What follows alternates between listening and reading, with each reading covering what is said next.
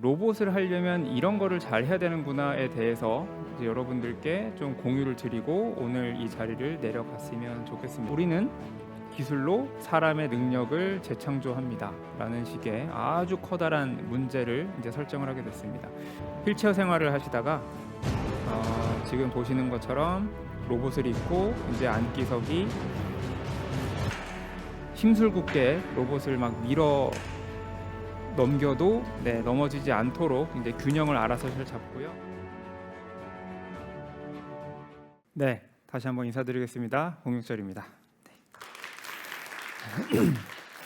오늘 제가 웨어러블 로봇에 대해서 우리나라의 정말 이 미래 여러분들 청소년들 앞에서 강연을 해달라라는 그 초대를 받았을 때 일단 굉장히 반가웠는데요. 제 아들이 이제 중학교에 올라갑니다. 중학교 1학년이 되는데 요즘 저보다 더 바빠요. 뭔가 이렇게 달라지는 입시 제도에 따라가기가 너무 어렵고, 그래서 예전에는 이것만 공부하면 잘 돼라고 제가 저의 어릴 적 시절을 이렇게 회상을 하면서 이래야 된다라고 얘기를 하는데 달라진 여러 가지 사회 현상과 이제 상황을 보니까 제가 그렇게 무책임하게 얘기할 수 있는 게 아니더라고요. 그 와중에 제가 오늘의 강연을 준비하다가 이 페이지를 보게 됐습니다.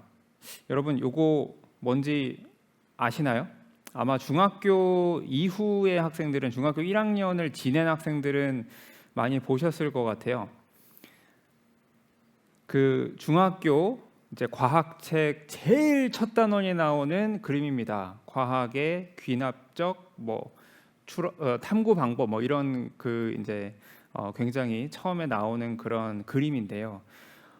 제가 이걸 보고 사실은 그때 충격에 빠졌습니다. 제가 왜냐하면 카이스트에서 강의를 하면서 가장 많이 하는 그런 내용이었거든요. 그래서 저희 아들이 이제 중학교에 올라가면서 공부를 하고 있는 이제 여러 가지 과학책에 이게 지금 카이스트에서 내가 맨날 그렇게도 강조했던 그런 내용이 이미 중학교 1학년 그것도 1학기 과학책 맨 처음에 다 나와 있었구나라는 부분이 제가 좀 여러 가지 생각을 하게 됐습니다. 제가 요즘에 학생들을 보면 그 참 많이 너무나 바쁘기도 하지만 너무나 많이 좀 겁에 질려 있기도 하고요. 또 때로는 굉장히 좀 무기력하기도 하고 할 게 너무 많아요. 근데 사실은 학교에서 따라가는 공부만 하려니 또 학원에서도 할 게 너무 많고 그것만 하자니 또 비교과 과정에 여러 가지로 할 게 너무 많은 것 같습니다. 그런데 제가 오늘 제 주제는 웨어러블 로봇이고 제가 이제 조금 이따부터 로봇에 대한 설명을 많이 드릴 텐데, 가장 중요하게는 로봇을 하려면 이런 거를 잘 해야 되는구나에 대해서 이제 여러분들께 좀 공유를 드리고 오늘 이 자리를 내려갔으면 좋겠습니다. 왜냐하면 제가 로봇에 대한 기술 강연은 유튜브에 제 이름 치시면 너무 많이 나오거든요. 그래서 어차피 오늘 또 똑같은 말씀을 또 똑같이 하고 가는 거는 제가 여러분들께 대한 예의는 아닌 것 같고, 그거보다는 하나 더 깊이 있는 그 여러분들의 딱 그 또래에 해야 되는 그런 고민에 대해서 고민을 좀 해보면 좋겠습니다. 자, 이 과학적 탐구 방법으로 다시 한번 들어가 볼까요? 기술, 사회 현상을 관찰을 하고요. 그 다음에 문제를 정의하고 나서 가설을 설정하라고 합니다. 그 다음에 방법을 설계하고 방법을 실행하고 실험에 검증을 한 다음에 가설이 잘못되어 있으면 수정을 하라네요. 그런 과정을 여러 번 반복을 하다 보면 마지막에 결론에 도출된다고 합니다. 세상 모든 과학 기술은요, 그리고 과학 기술뿐만 아니라 인문, 사회, 경제 모든 어떤 학문이라는 거는 사실상 지금 보시는 이 흐름대로 돌아간다라고 보시면 될 것 같습니다. 그런데 사실 공부를 한다라고 하는 거는 너무나 중간 과정, 처음에 문제 정의 과정을 다 건너뛰고 방법에 대한 그 공부를 너무 많이 하는 것 같아요. 이런 방법, 이런 방법, 이런 방법. 그래서 방법에 대한 연습만 하다가 문제풀이만 하다가 너무나 많은 시간을 보내고 있는 것 같습니다. 그러면 이제 제 이야기로 좀 더 돌아가서 로봇 이야기를 좀 더 해보겠습니다. 웨어러블 로봇을 그러면 잘 연구해서 이 세상에 조금이라도 아주 작은 변화라도 주려면 이 과정을 어떻게 따라야 되는가? 로봇이라고 해서 로봇은 어떤 기술로 구성이 돼 있고 이거를 배우려면 뭐뭐뭐를 해야 되니까 중학교 때부터 어떤 키트를 해야 되고 어느 학원을 다녀야 되고 무슨 대회를 나가야 되고 이런 게 아니라 여러분들이 정말 지금 나이대에서 준비해야 되는 게 뭘까에 대해서 같이 한번 공유를 해보면 좋을 것 같습니다. 우선 기술과 사회의 현상에 대해서 좀 알아보도록 하죠. 로봇이라고 하면 저희 사회자분께서 첫 질문이 일반적인 로봇과 웨어러블 로봇이 뭐가 다르냐라는 질문을 주셨습니다. 보통 로봇은 사람을 대체하기 위한 기술이거나 또는 사람 근처에서 이제 함께 작업을 하기 위한 그런 기술로 알려져 있습니다. 그런데 이제 웨어러블 로봇이라는 기술, 이 기술에 대한 정의는 사실 굉장히 오래된 정의예요. 그 사람의 능력을 보완하고 보조하는 로봇 기술, 그게 이제 웨어러블 로봇 기술이다라고 정의가 되어 있습니다. 사실 웨어러블 로봇은 굉장히 역사가 오래됐습니다. 여러분 잘 아시는 휴머노이드 로봇보다도 거의 한 10여 년 앞서서 세상의 첫 빛을 보게 된 로봇이기도 하고요. 그러다가 2000년대 들어서면서 이제 굉장히 그 기술에 대한 발전이 폭발적으로 이루어지기 시작하고 이제 바야흐로 2010년대 중반에 들어서면서 이제 우리나라에서도 웨어러블 로봇에 대한 많은 기여를 하게 됐습니다. 그러다가 항상 우리나라가 시작은 조금 느린 경향이 있지만 항상 뭔가 시작하면 이제 끝장을 내는 이제 그런 우리의 이제 강한 그런 추진력이 있죠. 웨어러블 로봇 분야에서도 상대적으로 약간의 시작은 좀 느렸지만 그래도 이제 공식적으로 인정받은 의료 기술로서 이제 웨어러블 로봇이 간주되는 첫 나라기도 하고요. 또 의료보험의 수가에 적용이 되는 그런 것도 이제 대한민국에서 일어난 일입니다. 자, 그러면 웨어러블 로봇은 어떤 기술로 무엇을 하기 위한 것일까를 보면 사실 웨어러블 로봇이라는 기술은 사람의 능력과 관련이 돼 있는 기술입니다. 그래서 누군가 질환을 앓으셨거나 사고를 당하셨거나 하는 여러 가지 이유로 또는 고령 때문에 어떤 신체 능력이 어떤 표준적인 그런 신체 능력의 단계에서 레벨에서 조금 부족하다 그러면 인간 능력을 회복하기 위한 그런 웨어러블 로봇이 있을 겁니다. 장애를 극복한다거나 재활 치료용으로 사용되는 경우가 대표적인 예겠죠.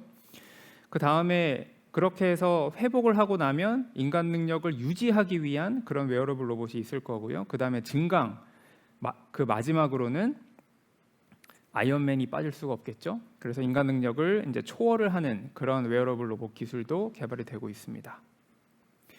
그리고 최근 들어서 이 웨어러블 로봇이 유난히 이제 각광을 받게 되는 그런 이유가 하나가 있는데 사실 어떻게 보면 정해진 미래인 그 앞선 강의에서 미래는 오는 것이 아니다라고 말씀하셨는데 우리에게 올 것으로 확정이 되어 있는 미래죠. 저출산 고령화에 대응을 해야 됩니다.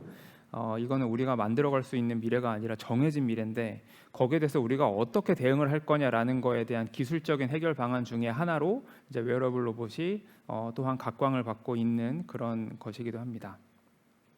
자, 지금까지 제가 웨어러블 로봇 관련된 여러 가지 배경, 그 다음에 이게 어떤 기술로 구성이 되어 있고 어떤 정의가 있는지 이런 것들을 소개를 드렸어요. 지금까지 소개드린 거는 잡지를 보시거나 유튜브의 강의를 보시거나 여러 가지 그 채널을 통해서 충분히 어디선가 접하실 수 있는 그런 정보들일 거다라고 생각을 합니다. 그러면 이제 본격적으로 문제 정의에 대해서 좀 소개를 나누면 좋을 것 같습니다. 저는 그 웨어러블 로봇이라는 분야를 들어가면서 그러면 나는 뭘 할 수 있을까에 대해서 문제 정의를 했는데 사실은 문제 정의라는 것도 점점 뭔가 커져야 돼요. 그러면서 사회 상황에 따라서 또 저의 어떤 결과에 따라서 계속 수정 보완이 되어 가야 됩니다. 그래서 결론적으로 저의 지금 현재의 문제 정의는 굉장히 큰 문제를 정의를 하게 됐습니다. 우리는 기술로 사람의 능력을 재창조합니다라는 식의 아주 커다란 문제를 이제 설정을 하게 됐습니다. 이것도 상당히 많이 보완이 됐어요. 처음에는 저의 중심이었다가 나는 뭐뭐뭐를 할 것이다라는 식의 문제를 이제 정의를 했다가 그러면서 제 팀도 커지고 제 학생들도 많아지고 제 또 이제 연구 팀의 규모가 커지면서 이제 주어가 바뀌었죠. 나는에서 우리는으로 바뀌고, 그다음에 기술도 처음에는 로봇 기술이었어요. 나는 로봇 기술로 뭐뭐뭐를 하겠다라는 문제정이었다가, 근데 이게 기술이 꼭 로봇만 있는 게 아니더라고요. 그러다 보니까 그냥 좀 더 일반적인 기술로, 그다음에 사람의 어떤 능력이라고 처음에는 보행 능력이라고 했다가 이것도 조금 더 확장을 했습니다. 사람이 꼭 보행만 그 로봇으로 도와줄 수 있는 건 아니기 때문에 이런 식으로 좀 확장을 해 나간 그런 지금 현재의 저의 또는 저희 연구팀의 어떤 문제 정의는 우리는 기술로 사람의 능력을 재창조합니다라는 것이 되겠습니다. 그럼 결국엔 이렇게 문제 정의를 하고 나면 그 다음에 가설을 세워야 돼요. 그러면 도대체 어떤 방식으로 사람의 능력을 재창조할 거냐. 여기서부터는 정말로 창의적이고 독창적이고 영어로 치면 크레이지한 아이디어가 많이 나와야 됩니다. 절대 문제집에서 찾을 수 있거나 뭐 선배들 통해서 아니면 어른들 통해서 이렇게 조언을 받을 수 있는 게 아니라 여기 계시는 이 방송을 듣고 계시는 여러분들이 그냥 막연한 아이디어로 이러면 어떨까 저러면 어떨까에 대한 그런 아이디어를 내시는 게 가설 설정 단계라고 보시면 되겠는데, 물론 가설을 세우고 그게 맞는 가설인지는 그 다음에 공부를 하셔야 되겠죠. 그래야 여러분들의 중학교 생활, 여러분들의 고등학교 생활, 나아가서 대학교 생활까지가 이게 내가 도대체 왜 공부를 해야 되는지가 분명해집니다. 사실은 대학 가기 위한 그냥 공부, 뭐 수능 보기 위한 공부, 뭐 그런 게 아주 그렇게 막 동기부여가, 물론 거기에서도 동기부여 자체가 생기는 학생들도 많이 있겠지만 그 자체가 조금은 허망해질 때가 있는 것도 같아요. 제 많은 학생들을 보면. 그렇지만 그 가설을 여러분이 직접 만든 그런 경우라면 이건 내가 만든 가설에 대해서 내가 이걸 맞는지 한번 확인을 해야 되겠다라는 어떤 동기부여가 확실하게 있다라고 하면 여러분들이 공부하는 하나하나가 정말로 그 한 줄 한 줄의 문장들이 전부 다 굉장히 소중한 그런 게 되지 않을까 싶습니다. 저 같은 경우에는 사람이 어떻게 움직이는지를 이렇게 분석해보자가 저의 가설이었습니다. 그래서 지금 보시는 것처럼 사람은 대뇌가 있고요. 그 대뇌가 있고 그 안에 이제 사람의 근육을 움직이기 위한 척수가 있습니다. 그 척수가 근육을 어떻게 움직여라라고 하는 신호를 주고요. 그럼 근육에서 다시 어떤 신호가 척수로 들어갑니다. 이거를 공학적으로 해석을 하면 지금 위에 보시는 저 구조는 마치 뭔가 생물학 같기도 하고 뭔가 의학 같기도 하고 그렇잖아요. 근데 그거를 이제 좀 과학적이고 공학적으로 해석을 하자면 아래 보시는 것과 같은 이런 이제 어떤 블록 다이어그램이라는 걸로 표시를 할 수가 있게 됩니다. 그럼 여기 보시면 근육이 우리 몸의 구동기가 되는 거고요. 그 다음에 구동기를 제어하는 척수가 있고 그 척수에 이런저런 운동을 해라라고 하는 명령을 주는 뇌가 있겠죠. 자, 그러면 이 가설을 가지고 과연 사람의 운동 능력이 조금 저하된 경우를 어떻게 해석할 수 있을까? 그리고 나서 만약에 어떤 경우에 대해서 좀 신체 능력을 보완하고 싶으면 이걸 어떻게 극복할 수 있을까? 그게 이제부터 저의 어떤 연구의 방향 설정이 되겠습니다. 앞서 보여드린 그런 루프, 저 가설에 따라서 근력이 약화된 분들을 한번 해석을 해봤어요. 어떤 고령화에 의해서 다리에 근력이 좀 빠지신 분들, 아니면 오랫동안 깁스를 하셔서 이제 근육이 많이 남아있지 않아서 당장에 잘 못 걷는 분들, 아니면 여러 가지 질환으로 인해서 근력이 약화된 분들을 한번 해석을 해봤습니다. 해석은 간단해요. 해석은 그냥 몸에 붙어있는 근육이 작아졌다라고 해석을 했습니다. 네, 내가 원래 내 몸의 구동기가 100이라는 힘을 내야 되는데 여러 가지 이유에 의해서 50 정도밖에 힘을 못 내는 거예요. 자, 그러면 이거를 어떻게 극복을 할까? 지금부터는 그냥 생각에 제한을 두지 마시고, 저는 이런 생각을 했습니다. 구동기가 반으로 줄었으면 우리 몸의 근육이 50%밖에 안 남아져 있으면 우리 몸에다가 곱하기 2를 하면 되겠네 라는 생각을 했습니다. 왜냐하면 남아있는 게 0.5니까 곱하기 2를 하면 다시 1이 될 거잖아요. 그러면 내 몸의 근육이 그냥 100% 있는 거랑 똑같겠네 라는 생각을 했습니다.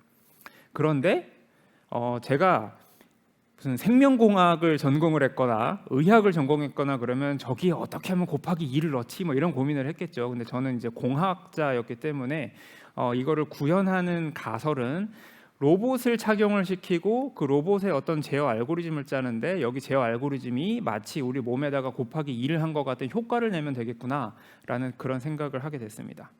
이게 저의 하나의 가설이었고요.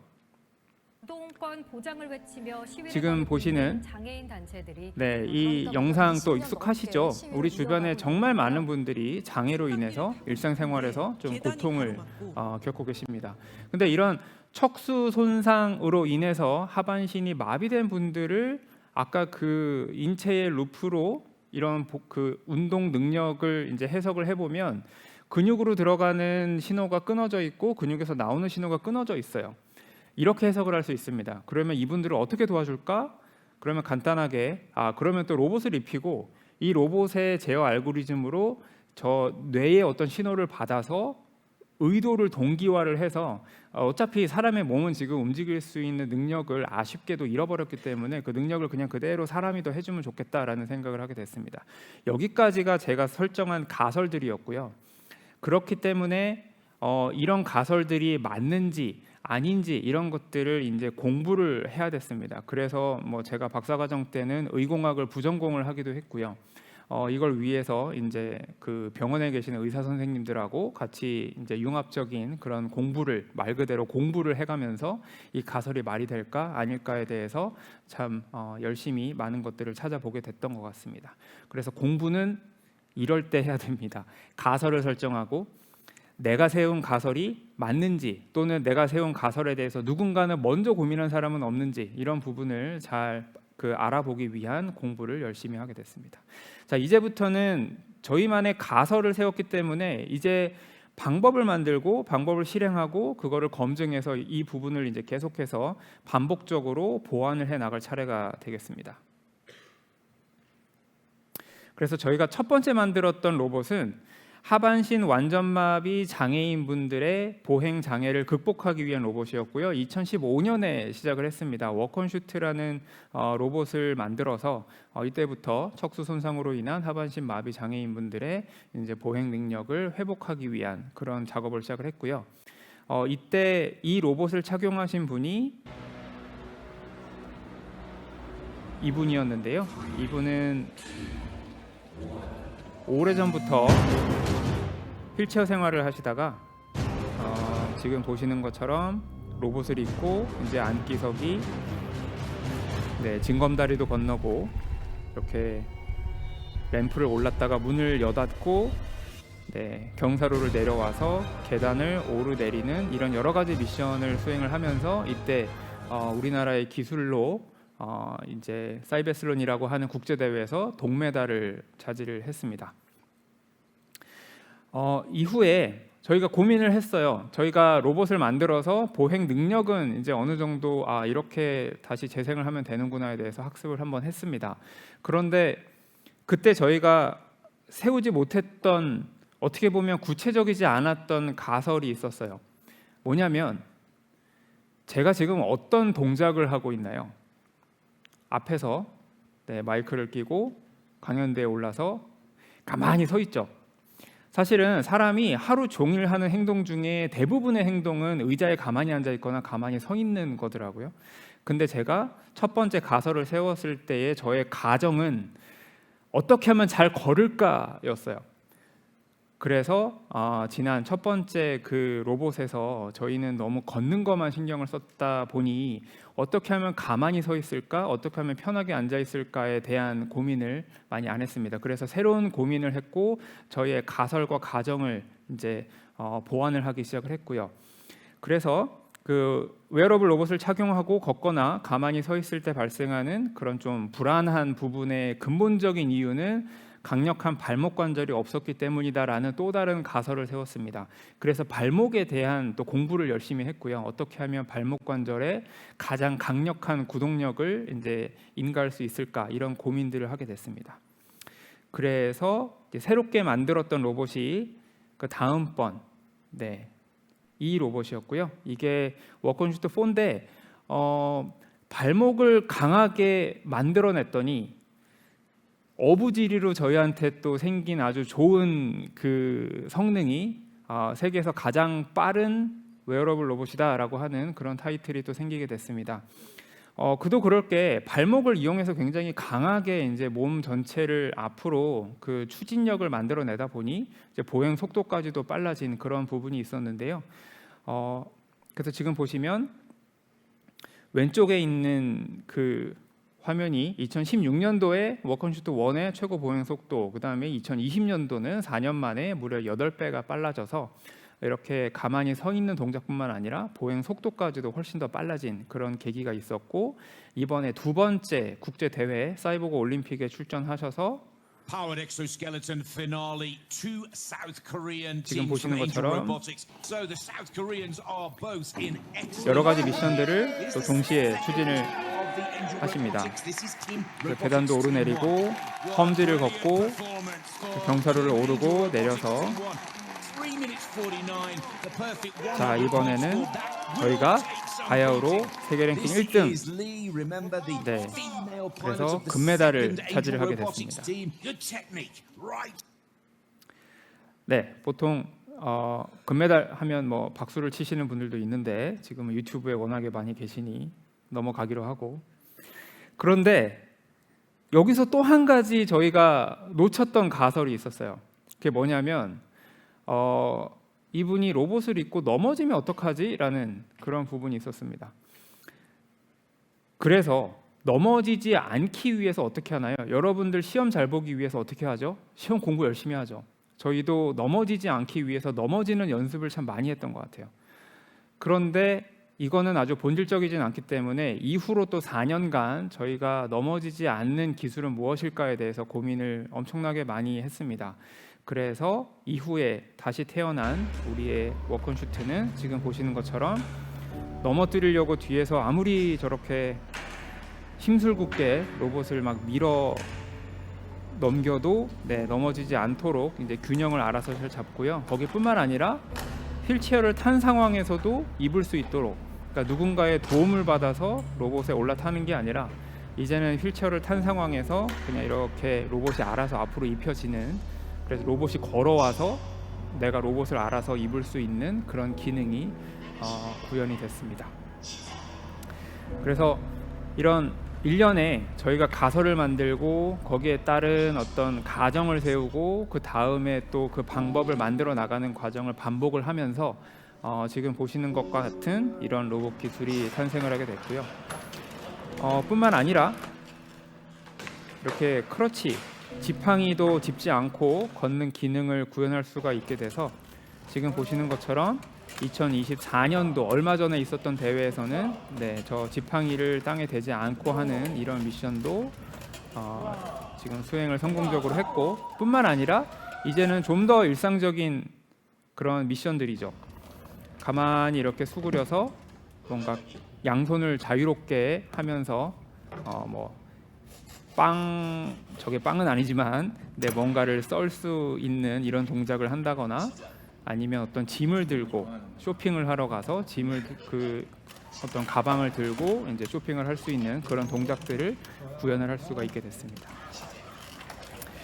자, 이게 제가 아까 말씀드렸던 여기까지가 하반신 완전마비 장애인분을 어떻게 하면 극복을 할까, 그 보행 장애를 극복을 할까에 대한 가설을 세웠고 거기에 대한 방법들을 보여드렸는데요.